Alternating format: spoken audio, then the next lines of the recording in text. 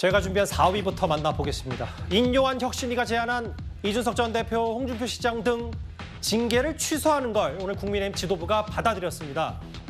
그리고 당내 통합의 마지막 퍼즐이라고 할까요? 이준석 전 대표요. 인요한 위원장은 연일 만나자며 손을 내밀고 있지만 그게 쉽지 않을 것 같습니다.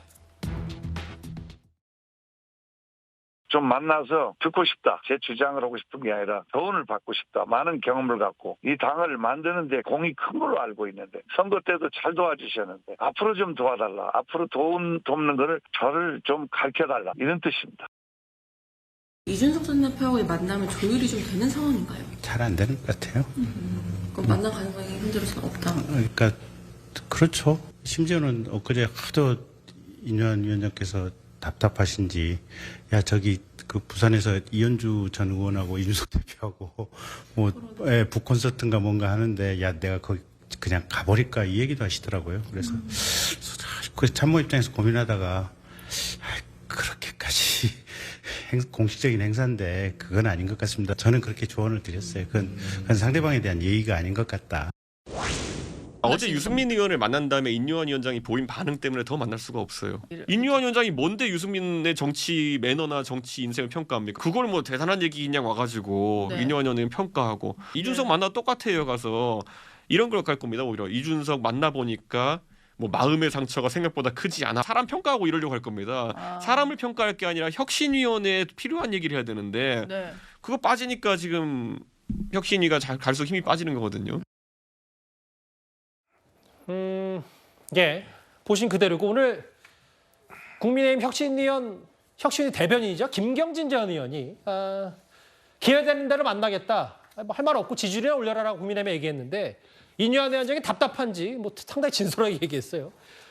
이준석 전 대표가 계획하고 있는 북콘서트 그냥 약속 없이 가버릴 거라도 생각했다. 이런 얘기까지 좀 나왔습니다. 저는 인요한 위원장이 보면 정치를 처음 하시는 분인데 하는 행동들을 보면 굉장히 정치에 노련하신 분인 것 같습니다. 상대방을 굉장히 잘 띄우세요. 보면 영남 의원들 지칭해서 영남 스타들이다 이야기를 하고 또 유승민 의원을 만나보니까 굉장히 젠틀맨이다. 그리고 국가를 정말 생각하는 사람이다. 등등 굉장히 칭찬을 합니다.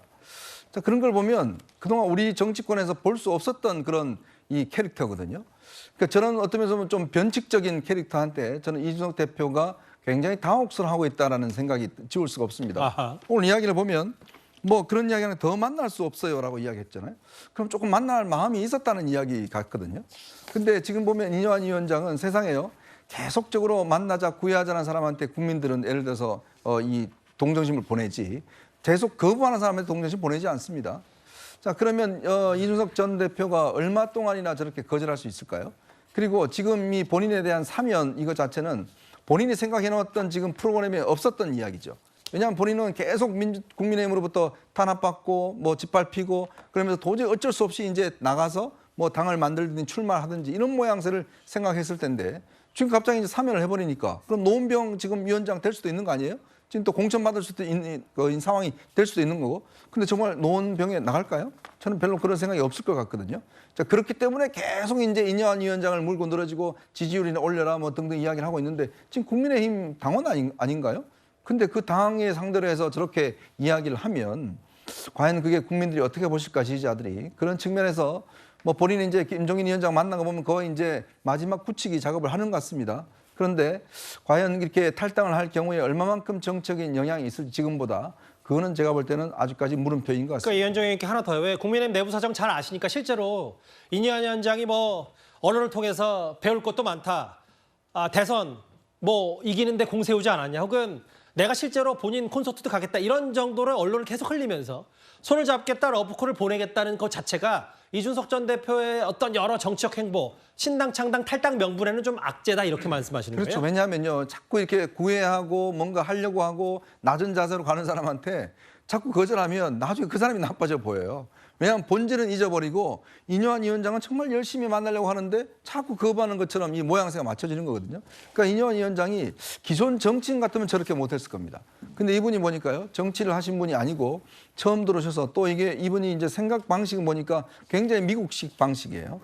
그리고 상대방에 대해서 그렇게 기분 나쁘게 하지 않습니다. 또 특히 대사면 문제에 대해서 홍준표 시장이 문제 제기하니까 아이고 제 잘못했습니다. 제가 잘못 알아들었습니다. 바로 본인이 사과해 버렸잖아요. 그러니까 유연한 메시지를 낸다. 그러니까요. 뭐 그다음 이야기할 게 없습니다. 그러니까 그런 것들이 저는 이뇨한 위원장의 굉장히 큰 파워다, 힘이다 이렇게 봅니다. 일단 표면적으로 겉으로 봤을 때 이준석 전 대표가 이뇨한 위원장의 만남 제의를 받아들일 가능성은 거의 없어 보이고요.